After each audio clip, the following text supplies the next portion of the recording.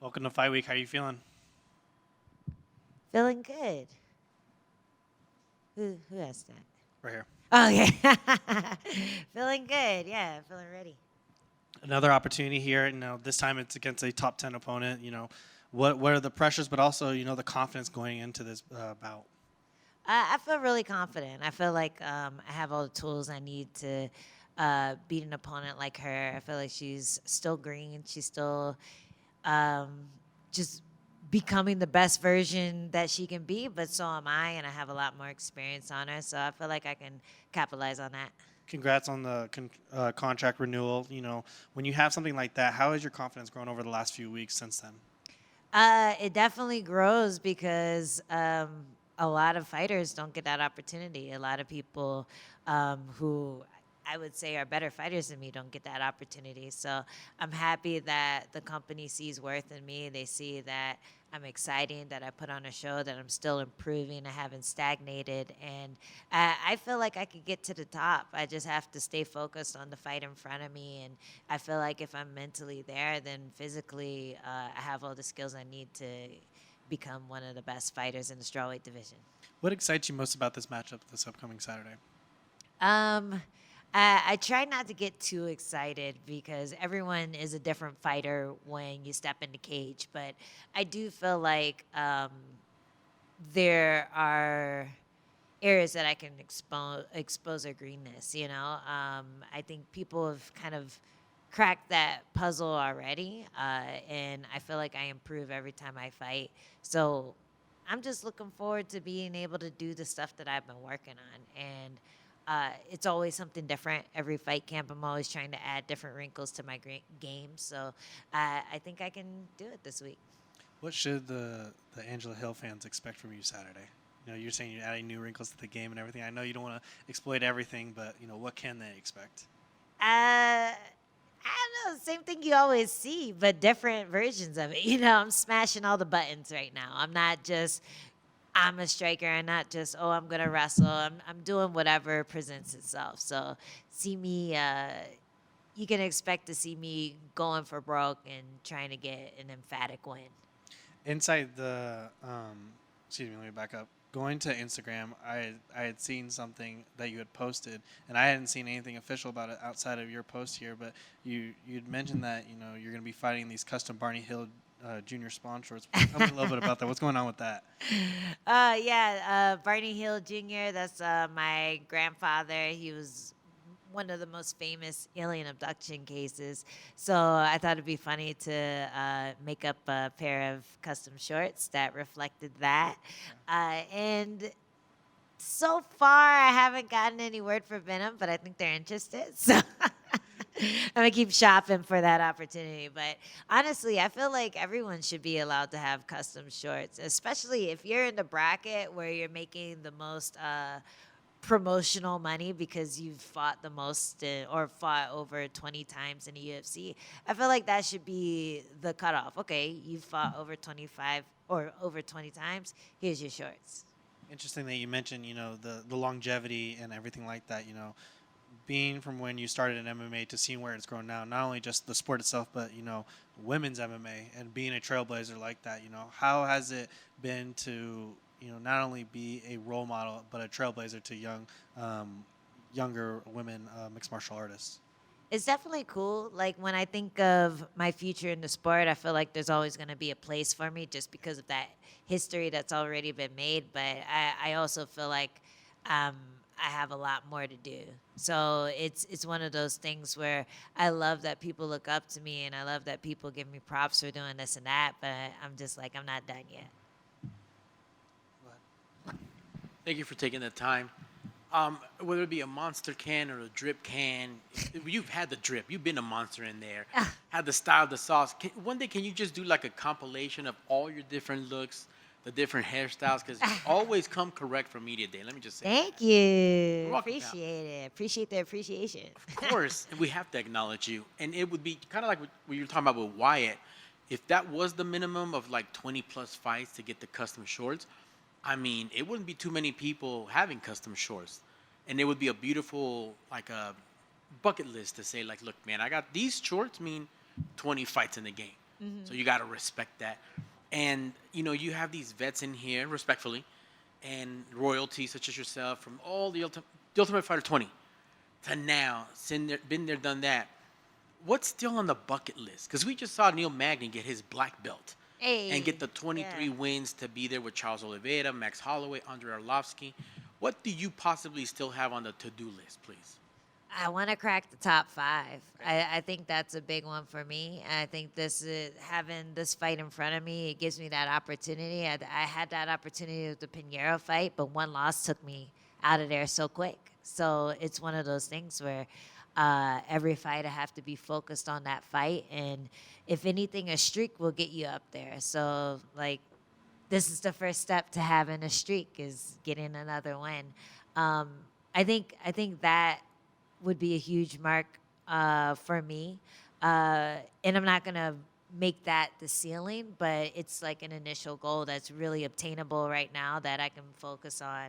Um, After this, I definitely want to have my own gym. I definitely want to have a group of people that I train and people who I help get to that next step and get to the big show and all that stuff. I feel like I have a lot of experience and I know all the do's and don'ts, or at least a lot of them. So yeah, I'm focused on the future. I feel like it's gonna be bright for me. I feel like I'll still be able to be in the MMA world for a long time, even after I stop fighting. So, yeah, there's a lot on the bucket list. I still want to get my head kick knockout. I still want to get a few more subs. There's a few that I hit in the gym a lot that I haven't been able to get in the octagon yet, but I got my one. So that one I could cross off the list. And you know what? I love this idea because some of you guys and gals have so much game that I practically beg fighters, say like, man, for sure get a seat at the table, do some commentary, do some play-by-play, open up that gym. So let's speak it into existence. What would the name of your gym be, and where would it be at? One day, where is that going to be the spot where we could train at? Definitely San Diego. I love it out there, and it's perfect weather every time of the year for training. So you can have a full year fight camp. It's like training in Thailand only without the humidity. So it'd be out there. Right now, we're kind of doing the so-called Fight Collective. Like that's kind of our unofficial name for our gym. Fight Collective? Yeah, Fight Collective. It's kind of like the same idea that Alliance MMA had when it was still going strong. We had an open door policy where you can have people coming from different gyms who have different methods and stuff, and they get to train with you, and you're all at a high level and pushing each other, and just the quality of the room brought up all the fighters, especially ones that were there. So that's kind of my idea going into this, and definitely it would be very female friendly because it's something that we need in the MMA world, more female friendly areas to improve our game, and yeah, that's the goal. That's perfect. Honestly, just sign me up. Because when you hear about the great vibe at Extreme Couture, the awesome energy at Syndicate, where people can put in work and not be like, oh, I don't know if it's going to be okay. But they are. And iron, I know it's so cliche, right? But the iron sharpens iron, and everybody walks away leveling up. Yeah. And then the icing on the cake here would be, for sure, female friendly, because we don't have too many of those gyms. So it would be cutting edge for someone who was cutting edge to say, like, look, I've been there, done that, and it wasn't the easiest experience. So if you want to come, I can save you some time and get you there. It would for sure be you. Who else would be a better candidate? I don't know. I mean, I've never had anything handed to me. My first unofficial fight in UFC was against Carlos Esparza on Tough, So I definitely feel like I know the hard work that it takes. I know the dedication, the mental fortitude, like all those things that it takes to just have a career in MMA. And it's like whether or not you become champion, like the main goal is to dedicate your life to the sport and make a difference. And I feel like I've done that already. So if I could give other fighters who are passionate that opportunity, I'd die a happy person. That'd be amazing. And what a great legacy. Last one for me. We just talked to your opponent, who's healthy, ready. She mentioned something about an infection, so she's 100%. On her last fight. The last fight was infection. No, this one. My mistake. So the last fight, she had the infection. Oh, okay. Not a good look. Here, she's 100% ready for you and locked in. So now we got somebody who's really looking at you, trying to get you out of their way. Does this kind of make it everybody levels up and make it that much more of a potential barn burner, fight of the night, classic Angie Hill fight? Yeah, I mean, I kind of like the fact that she's blaming her performance on something that wasn't just her performance. Uh, I've had about 20 something fights, and I've had infections that, like, I had to be on antibiotics for those fight camps. And, you got to look past that. You have to look at, okay, these were the circumstances, but what could I have done to be better or to still get that win? But yeah, I think if she's coming in with that confidence, if she's coming in knowing that or thinking that she's better than me, that's just gonna work in my favor too. I'm relying on that confidence to give me my openings and to allow me to do my little sneaky veteran moves on her. So I'm excited for sure. Man, can't wait to see it. And good luck on Yeah. Saturday. Thanks. Angela over here.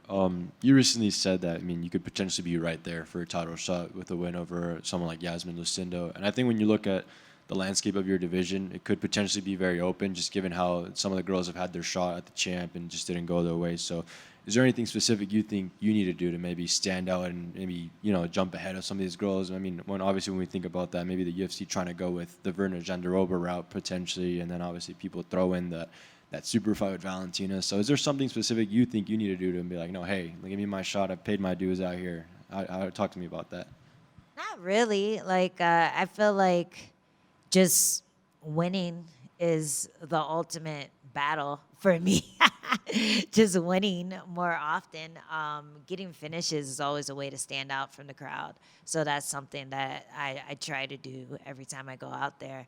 And I think being exciting is another thing that can make you stand out when you have a division that's full of a lot of maybe heavy grapplers that don't make the fight as exciting especially for the new group of MMA fans that are coming in who want to see brawls. Like they're watching a fight like a Virna Jandiroba fight, and they might think, "Oh, what is this? This is boring." For me, I think it's amazing. I think it's crazy how she's able to control people. I feel like she could have an advantage on the ground for sure against the champ. I don't know if they're gonna go with that route because of the way that the grappling heavy fights aren't as fan friendly as people who just slug it out and give each other hematomas, but like they know I'm dumb enough to do that, So I think knowing that I'm the type of person who would get in a brawl if I just sit down and I try to throw with the best of them, I think that can make me stand out for sure. And it's not like it's something I have to train to do. It's just the way I fight. So I think just staying healthy, winning, going for the finish every time I get out there, keeping it exciting, which is something I like to do because I feel like I'm an entertainer more than anything. I think those are things that can make me stand out, but who knows? Like, my ultimate goal is just to get in there and be the best me in this fight against Lucinda.